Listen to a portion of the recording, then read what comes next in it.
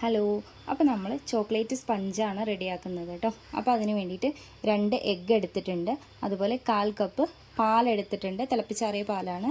അതുപോലെ 1/2 കപ്പ് മൈദ, അതുപോലെ 1/2 കപ്പ് തന്നെ പഞ്ചസാര പൊടിച്ചത്, 2 ടേബിൾ സ്പൂൺ നമ്മുടെ കൊക്കോ പൗഡർ കേട്ടോ, ഡാർക്ക് കൊക്കോ പൗഡറാണ് 2 ടേബിൾ സ്പൂൺ എടുത്തിട്ടുണ്ട്.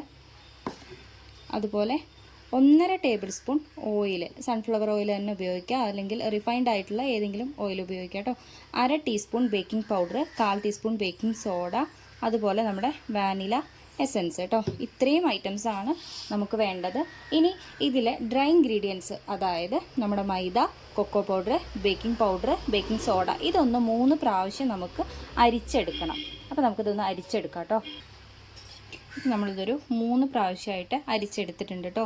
നമ്മുടെ maida, cocoa powder, baking powder, baking soda ഒരു 3 പ്രാവശ്യം നന്നായിട്ട് അരിച്ചെടുത്തിട്ടുണ്ട് കേട്ടോ. ഇനി ഇതിവിടെ മാറ്റി വയ്ക്കുക. ഇനി നമുക്ക് വേണ്ടത് നമ്മുടെ മോൾഡ് ഒന്ന് ബട്ടർ പേപ്പർ ലൈൻ ചെയ്യുക എന്നുള്ളതാണ് കേട്ടോ. അപ്പോൾ ബട്ടർ പേപ്പർ എങ്ങനെയാണ് ലൈൻ ചെയ്യുന്നതെന്ന് നിങ്ങൾക്ക് കാണിച്ചു തരാം. അതിന് കുറച്ച് ഓയിലൊന്ന് ആദ്യം നമ്മുടെ മോൾഡിലൊന്ന് സ്പ്രെഡ് ചെയ്ത് കൊടുക്കുക കേട്ടോ.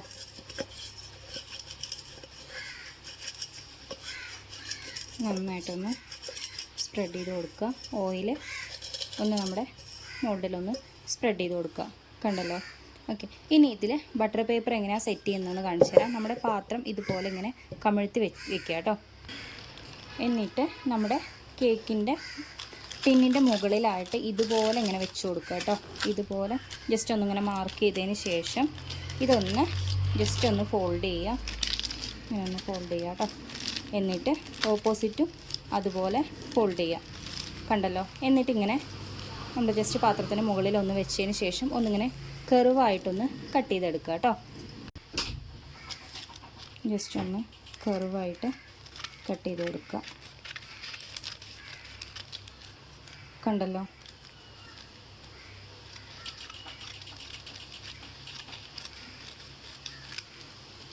കർവായിട്ട് കട്ട് ചെയ്ത് കൊടുക്കുക. എന്നിട്ട് ജസ്റ്റ് ഇതൊന്ന് നിവർത്തി കറക്റ്റായിട്ട് വെച്ച് കൊടുക്കുക കേട്ടോ.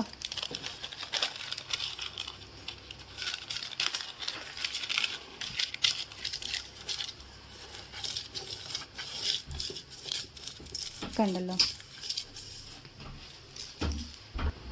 ഇനി ഇതിലോട്ട് ഒരു 1/4 ടീസ്പൂൺ നമ്മുടെ മൈദ ഒന്ന് ഇതുപോലെ ഇട്ട് ജസ്റ്റ് ഒന്നിങ്ങനെ ചുറ്റിച്ച് കൊടുക്കുക കേട്ടോ.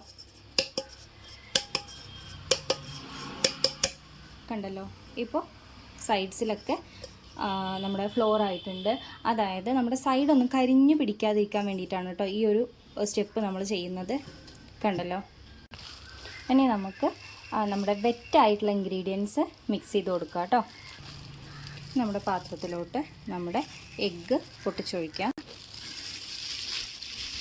2 എഗ്ഗാണ് എടുത്തിട്ടുള്ളത് കേട്ടോ. എഗ് വൈറ്റാണ് ഒഴിച്ചു കൊടുക്കുന്നത്. എഗ് യോക്ക് ഇപ്പോൾ നമ്മൾ ചേർക്കുന്നില്ല കേട്ടോ. 2 എഗ്ഗിൻ്റെയും എഗ് വൈറ്റ് ആദ്യം നമ്മൾ ചേർത്ത് കൊടുക്കുന്നത്.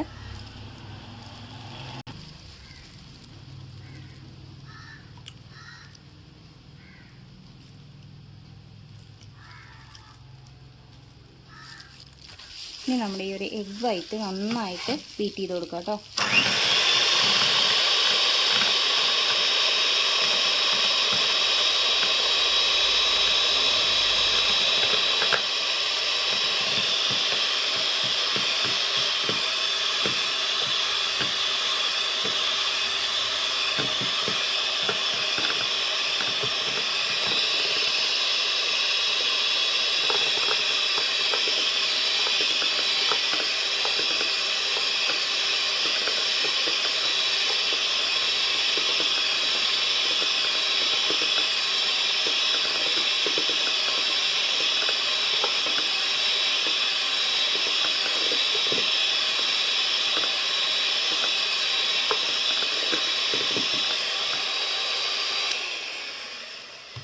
കണ്ടല്ലോ? ഇനി ഇതിലോട്ട് നമ്മുടെ എഗ് യോക്ക് ചേർത്ത് കൊടുക്കാം കേട്ടോ.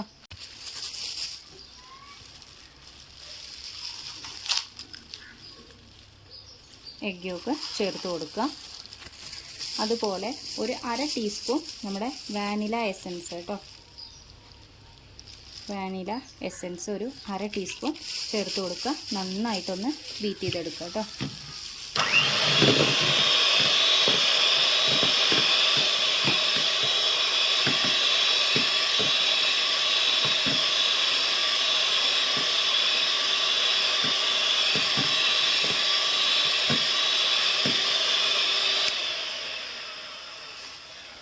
ഇത്രയും മതിയാവും. ഇനി നമ്മുടെ പൊടിച്ച് വെച്ചിട്ടുള്ള 1/2 കപ്പ് നമ്മുടെ പഞ്ചസാര കുറേശ്ശെയായിട്ട് ചേർത്ത് കൊടുക്കുക കേട്ടോ.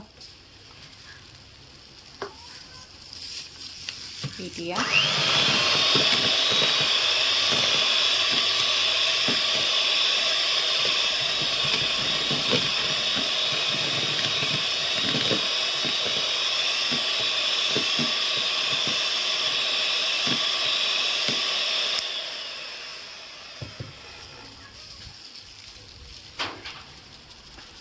രണ്ട് ബാച്ചായിട്ട് പഞ്ചസാര ചേർത്ത് കൊടുക്കുക കേട്ടോ.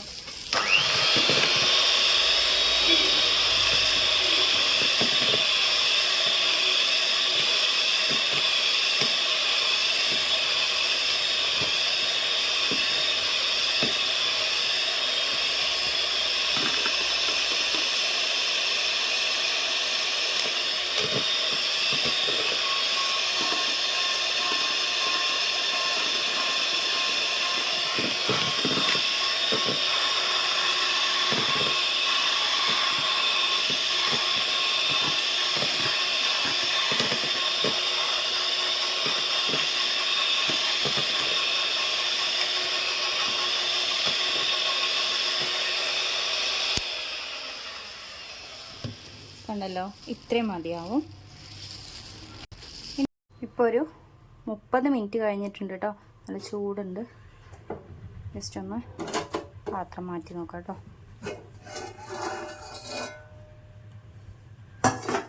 കേക്ക് വെന്ത് വന്നിട്ടുണ്ട്. ജസ്റ്റ് ഇങ്ങനെ ഒരു ടൂത്ത് പിക്ക് വെച്ചിട്ടൊന്ന് ഇങ്ങനെ കുത്തി നോക്കാം കേട്ടോ. ക്ലിയറായി വന്നിട്ടുണ്ട്. ശ്രദ്ധിക്കുക, ചൂടുണ്ട്. ചൂടാറിയതിന് ശേഷം എടുക്കുക കേട്ടോ. ഫ്ലെയിം ഓഫ് ചെയ്യുക. കൃത്യം 30 മിനിറ്റാണ് എനിക്ക് ബേക്ക് ആയിട്ടുള്ളത്. ഓരോരുത്തരുടെയും ഫ്ലെയിമിനനുസരിച്ചാണ് കേട്ടോ ബേക്കിംഗ് ടൈം വരുന്നത്. ഓക്കെ.